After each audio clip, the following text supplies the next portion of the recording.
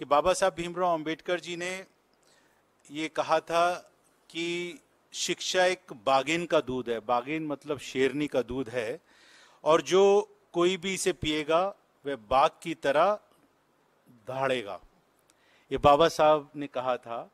और उन्होंने जो अपना नारा दिया था, शिक्षित बनो, संगठित बनो और संघर्ष करो, उसमें सबसे पहली जो उनका जो संदेश था वो समाज के अंदर शिक्षा के ऊपर था। उन्होंने समाज के हर वर्ग के लोगों को कहा कि अपने बच्चों को शिक्षित बनाएं, और उनका ऐसा मानना था कि शिक्षा अगर किसी परिवार में होगी तो उस परिवार के अंदर कभी अंधेरा नहीं होगा, और वो जो बच्चा जिस परिवार में पढ़ेगा, वो जिस गरीबी के माहौल से बाबा साहब भीमराव अंबेडकर ने अपना बचपन गुजारा, वो कम से कम वो संघर्ष उसको बचपन में नहीं करना पड़ेगा। और बाबा साहब भीमराव अंबेडकर जी जब संविधान लिख रहे थे, संविधान के अंदर जो उन्होंने आर्टिकल 21A दिया, जिसके अंदर 6 साल से 14 साल के बच्चों के लिए कंपलसरी फ्री एजुकेशन का कानून बनाया। आर्टिकल 39 में सम्मान और स्वाभिमान और स्वतंत्रता के साथ में बच्चे अपनी शिक्षा ग्रहण कर सकें, उसका कानून बनाया।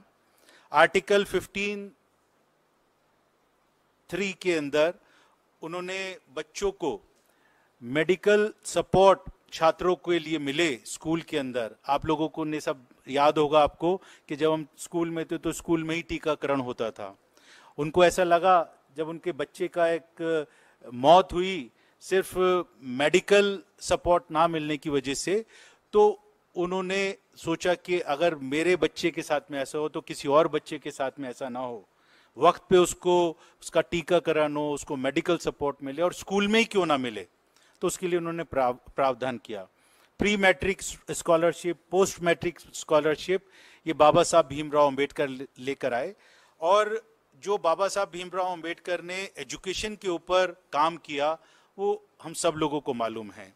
लेकिन आज का मौजूदा वक्त ऐसा है, आज मौजूदा सरकार ऐसी है, और हरी भाई आपको और आपके पूरे डिपार्टमेंट को मैं बधाई देना चाहता हूं कि आज ऐसे वक्त में आपने द बर्ड्स में बाबा साहब भीमराव अंबेडकर का जो पूरा बुक लिखा, उनके बारे में पूरी डिटेल्स दी हैं आपने कि उनका संघर्ष कैसा रहा जीवन में, उन्होंने किस तरीके से पढ़ाई की, क्या क्या उनकी उपलब्धियां थी, उस सब के बारे में जानकारी दी।